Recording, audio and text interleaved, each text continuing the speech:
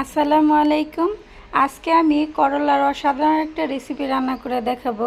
আর এইভাবে রান্না করলে যে করলা খান না সেও করলার ফ্যান হয়ে যাবেন।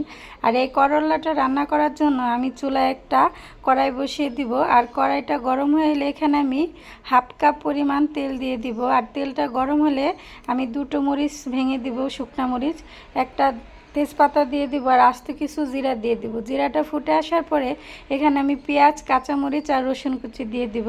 দিয়ে নেড়ে চেড়ে একটু ভেজে নেব।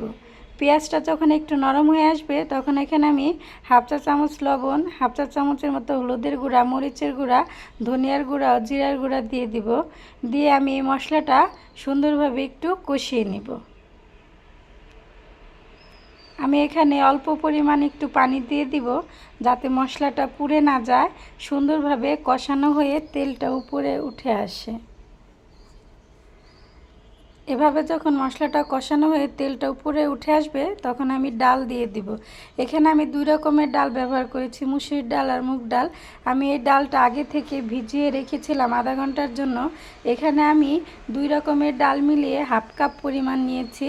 এখন এই ডালের সাথে মশলাগুলো আমি সুন্দরভাবে কষিয়ে নিব। আর এই করলাটা যদি এইভাবে আপনারা রান্না করে খান, যে করলা খান না সেও করলার ফ্যান হয়ে যাবেন, এতটা মজা হয়। আর করলাটা আমি একটু মোটা মোটা করে কেটে ভিতরের বিচিগুলা ফেলে দিয়ে ধুয়ে পরিষ্কার করে রেখেছিলাম। এখন আমি এই করলার সাথে ডালটা কিছুক্ষণ কষিয়ে নিব। একটু সময় নিয়ে কষাতে হবে যাতে করলার সাথে এই ডালের আর সব মশলাটা সুন্দরভাবে মিশে যায়। যখন কষানো হয়ে যাবে তখন এখানে আমি 2 কাপ পরিমাণ পানি দিয়ে দিব।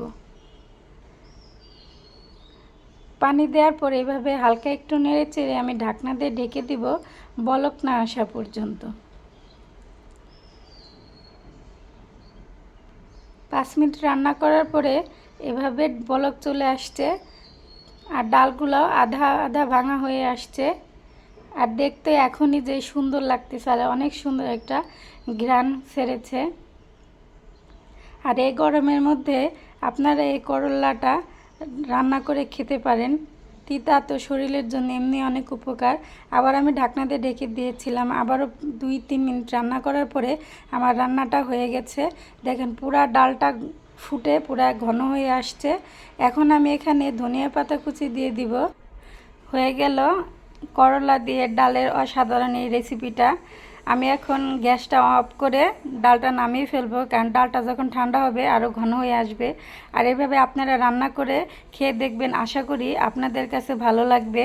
আর আমার এই ভিডিওটা যারা ইউটিউব চ্যানেল থেকে দেখছেন আমার ইউটিউব চ্যানেলটাকে সাবস্ক্রাইব করে দিবেন। আর ফেসবুক থেকে যারা দেখছেন ফেসবুক পেজটাকে ফলো করে দিবেন। এখন আমি একটা প্লেটে এই করলাটা সার্ভ করে নিব। করলাটা দেখতে যেমন সুন্দর, খেতেও অসাধারণ। আবার আসবো অন্য কোনো ভিডিও নিয়ে, অন্য কোনো রেসিপি নিয়ে। ততক্ষণ সবাই ভালো থাকবেন, আমার জন্য দোয়া করবেন। আসসালামু আলাইকুম।